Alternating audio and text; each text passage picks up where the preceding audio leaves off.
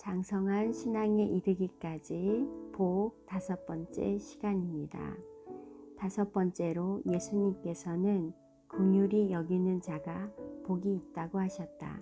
까닭인즉 그들이 긍휼히 여김을 받을 것이기 때문이다. 긍휼히 여기다는 것은 어떤 감정이나 느낌을 품는 것을 뜻하지 않는다. 긍휼에 해당하는 헬라어 동사 엘레에오는 구체적인 행동을 의미한다. 이를테면 누군가가 침울해 보일 때 말을 걸어준다든지 슬픔에 빠져있는 사람의 손을 꼭 잡아준다든지 궁핍한 사람에게 자신이 지닌 것 가운데 무언가를 나누어 주는 것과 같은 구체적인 행동이다. 그러므로 긍휼은 하나님 안에서 절대적인 부요함을 누리는 사람만 베풀 수 있다. 지닌 것이 많아도 상대적인 빈곤감 속에서 사는 사람이라면 긍휼은 불가능하다. 가령 한 달 수입이 100만 원인 사람의 눈에 200, 300만 원 받는 사람만 보인다면 상대적 빈곤감에 빠져 있을 그 사람은 긍휼을 베풀 수 없다. 그러나 한 달에 50만 원 밖에 못 벌어도 하나님 안에서 자기 삶에 대한 절대적인 의미와 부요함을 누리는 사람이라면 그는 50만 원 가운데 비록 적은 금액이라도 자기보다 형편이 어려운 사람에게 얼마든지 긍휼을 베풀 수 있다. 미국에서 살고 있는 한 한인 2세 여대생의 경험담이다. 그 여학생은 여름방학 중에 환경보호를 위한 기금모금 아르바이트를 하였다. 집집마다 방문하여 환경보호의 취지를 설명하고 액수에 상관없이 정기적인 후원금을 약정받는 아르바이트였다. 어느 날 그 여학생은 한인들이 모여 사는 고급 주택단지를 방문하여 한 집에 벨을 눌렀다. 한인 여주인이 문을 열었고 여학생은 여주인에게 안내 자료를 펼쳐 보이며 열심히 방문 이유를 설명하였다. 여학생의 설명이 다 끝나자 여주인이 자신은 영어를 하지 못해 이해할 수 없다고 했다. 여학생이 죄송하다며 한국어로 다시 설명해 드리겠다고 하자 여주인은 지금은 바쁘니 오후 5시에 다시 오라고 했다. 오후 5시에 그 집을 재방문한 한 여학생은 여주인에게 이번에는 한국말로 방문 이유를 설명하였다. 설명을 다 들은 여주인은 거린에게 적선하듯이 1달러짜리 지폐 한 장을 여학생에게 건네주었다. 무더운 날씨에 2번씩이나 찾아가 열심을 다해 설명하고도 마치 거린 마냥 겨우 1달러를 받았으니 돌아서는 여학생의 온몸에서 힘이 빠져나갔다. 축 처진 몸으로 터벅터벅 걸어서 집으로 돌아가는데 누군가가 이봐요 하고 불렀다. 돌아보니 편의점을 경영하는 처음 보는 흑인 할머니였다.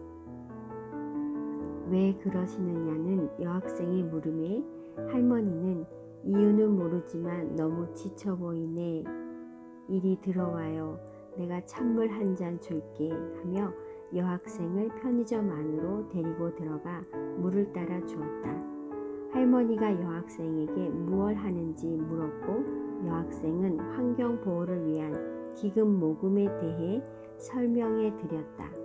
그러자 할머니는 내가 돈은 없지만 예수님의 이름으로 조금이라도 참여할게 하며 서랍에서 25센트 동전 한 입을 건네주었다. 그 동전 한 입에 여학생이 얼마나 감격했는지는 그대도 충분히 짐작할 수 있을 것이다. 이것이 긍휼이다. 그 흑인 할머니는 비록 가난하지만 하나님 안에서 절대적인 부요함을 누리고 있었기에 기꺼이 긍휼을 베풀 수 있었다. 누군가를 위한 그대의 행동이 긍휼인지 아니면 순간적인 값싼 동정심에 불과한지는 그 지속성의 여부로 구별할 수 있다. 가령 집을 나서는 그대에게 남루한 옷차림의 할머니가 적선을 요청하여 그대가 즐거운 마음으로 1,000원을 드렸다고 하자. 다음날 집을 나서니 그 할머니가 마치 기다리고 있었다는 듯 그대에게 또다시 적선을 청한다. 그때 그대에게 아니 또 라는 마음이 든다면 그 전날 행한 것은 값싼 동정심이다. 그러나 오죽 갈 데가 없으며 또 찾아왔겠는가 라고 생각하며 다시 1,000원을 드린다면 그것은 긍휼이다. 긍휼의 텃밭은 절대적인 부요함이기 때문이다. 그대가 누군가에게 긍휼을 베푼다면 그 동기가 그대에게 베풀어 주신 하나님의 긍휼임을 잊어서는 안 된다. 하나님께서 그대에게 먼저 긍휼을 베풀어 주셨다. 하나님께서 그대의 과거를 묻지 않으셨다. 오히려 당신의 독생자를 제물 삼아 그대의 모든 죄와 허물을 사해 주셨다. 그대의 과거에 대한 편견으로 현재의 그대를 판단치 않으신다.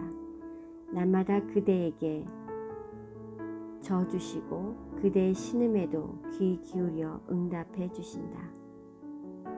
그대의 부족함에도 불구하고 그대에 대한 소망을 버리지 않고 그대를 믿어 주신다. 인간은 언제나 하나님에 대한 자신의 믿음을 앞세운다. 그러나 인간에 대한 하나님의 믿음에 비하면 인간의 믿음은 아무것도 아니다. 하나님께서 인간을 믿지 않으셨다면 어찌 죽어 마땅한 죄인인 인간을 위해 성자 하나님께서 십자가의 제물이 되실 수 있었겠는가? 하나님께서 인간을 믿으시고 먼저 긍휼을 베풀어 주셨기에 그대도 그 긍휼을 힘입어 누군가에게 긍휼을 베풀 수 있다. 그리고 그대가 누군가를 위해 긍휼을 베풀수록 그대는 그대를 위한 하나님의 긍휼을 더 깊이 체험하게 될 것이다. 예수님의 말씀처럼 긍휼을 베푸는 사람이 긍휼히 여김을 받을 것이기 때문이다. 그래서 긍휼을 베푸는 사람이 복이 있다. 예수님께서 6번째로 마음이 청결한 자가 복이 있다고 하셨다. 그 까닭은 그들이 하나님을 볼 것이기 때문이다. 마음의 청결은 결벽증을 의미하지 않는다. 결벽증은 정신질환의 일종으로 왜 깨끗해야 하는지 이유를 생각하지 않고 깨끗함에 대한 강박에 시달리는 증상이다. 이를테면 결벽증의 주체와 대상이 모두 자기 자신으로서 자신을 위해 자신이 맹목적으로 깨끗하지 않고서는 견디지 못하는 질환이다. 그래서 예수님께서 말씀하신 마음이 청결한 자는 자기 영혼의 카메라를 하나님께 맞추어 하나님의 청결하심이 자신의 마음을 통해 드러나게 하는 사람이다. 새신자반 8장 예배에서 언급한 것처럼 우리의 영혼과 삶의 관계는 텔레비전 카메라와 수상기의 관계와 같다. 텔레비전 카메라로 남산을 비추면 수상기에 남산이 나오고 사람을 비추면 사람이 나온다.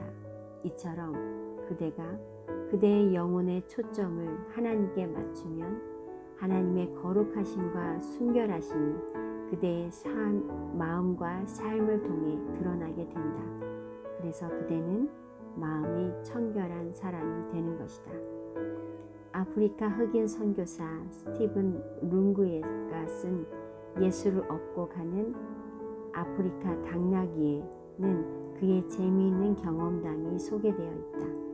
흑인 빈민촌에서 태어난 그는 어린 시절 백인들 집 앞에 놓여있는 쓰레기통을 뒤져 그곳에 버려진 음식을 먹고 살았다. 어느 날 백인 선교사 부인의 눈에 띄어 그 집의 청소부로 발탁되었다. 흑인 빈민촌 소년에게는 최고의 출세였다. 그러나 첫 출근을 하고 보니 백인 선교사 집에는 청소할 것이 전혀 없었다. 자신이 살고 있는 흑인 빈민촌 움막에 비하면 모든 것이 완벽하게 깨끗하기만 했다. 그는 백인 선교사 부인이 그 깨끗한 집을 왜 자기에게 청소하게 했는지 도무지 이해할 수 없었다. 그는 하루 종일 놀다가 그냥 집으로 돌아갔다. 그리고 그는 그날로 해고당하고 말았다. 백인 선교사 부인이 외출해서 돌아와 보니 청소는 고사하고 더러운 발로 오히려 온 집을 더럽혀 놓았던 것이다. 기준의 차이는 이렇듯 엄청나다. 흑인 빈민의 기준으로 볼 때에 백인 선교사의 집은 전혀 청소할 필요가 없었다. 그러나 백인 선교사 부인의 기준으로는 온 집이 더럽혀져 있었다. 마음이 청결한 사람의 기준은 인간이 아니라 하나님께 있다. 마음의 청결은 인간의 노력으로만 이루어지지 않는다. 이미 언급했듯이 자기 영혼의 초점을 하나님께 맞출 때 하나님의 청결함이 드러나면서 하나님에 의해 결정해진다. 하나님께 영혼의 초점을 맞추는 것은 매 순간 하나님을 의식하면서 사는 것을 뜻하기에 그 사람은 복되지 않을 수 없다. 다윗은 시편 16편 7절을 통해 나를 훈계하신 여호와를 송축할지라 밤마다 내 양심이 나를 교훈하도다 라고 고백했다. 그러나 이 구절의 양심을 개역 한글판 성경은 심장이라고 번역했다. 이에 해당하는 히브리어 킬야는 본래 몸속의 심장과 같은 장기를 의미한다. 그러므로 양심과 심장 두 단어 가운데 고른다면 킬야는 오히려 심장에 해당한다. 죽음은 심장이 멎는 것이다. 그렇지만 인간은 잠자는 동안 자신의 심장을 계속 뛰게 하기 위해 어떤 노력도 기울이지 않는다. 자신이 잠자는 동안에도 심장이 뛰는 것을 당연하게 여기며 그냥 잠자리에 들 뿐이다. 하지만 다윗은 달랐다. 하나님께 영혼의 초점을 맞추고 살았던 다윗은 밤에도 쉬지 않는 심장의 고동소리를 통해 하나님의 가르치심을 들었다. 하나님께서 자신의 심장을 뛰게 해주시지 않는다면 내일 아침을 절대로 맞이할 수 없다는 가르치심이었다. 그것은 하나님께서 자신의 심장을 뛰게 해주시는 동안 하나님 앞에서 청결한 마음으로 바르게 살아야 한다는 교훈이었다. 그래서 다윗은 복된 사람이었다. 그대 역시 그대 영혼의 초점을 하나님께 맞추면 밤중에 잠자리에서도 심장의 고동소리를 통해 하나님의 가르치심을 들으며 그대는 청결한 마음으로 살아가는 복된 사람이 될 것이다. 예수님께서는 7번째로 화평하게 하는 자가 복이 있다고 말씀하셨다. 화평을 뜻하는 헬라어 에이레네는 평안을 의미하기도 한다. 예수님께서 평화를 사랑하는 사람이 복이 있다고 말씀하시지 않았다. 평화를 사랑한다는 사람은 수도 없이 많다. 평화를 외치는 사람도 많다. 그러나 예수님께서 화평하게 하는 사람, 다시 말해 평화를 실행하는 사람이 복이 있다고 말씀하셨다. 누군가 더불어 화평하게 살기 위해서는 자신의 것 가운데 무엇을 양보하거나 포기하지 않으면 안 된다. 많은 사람들이 평화를 외치면서도 이루지 못하는 것은 정작 평화를 위해 자기의 것을 손해보려 하지는 않기 때문이다.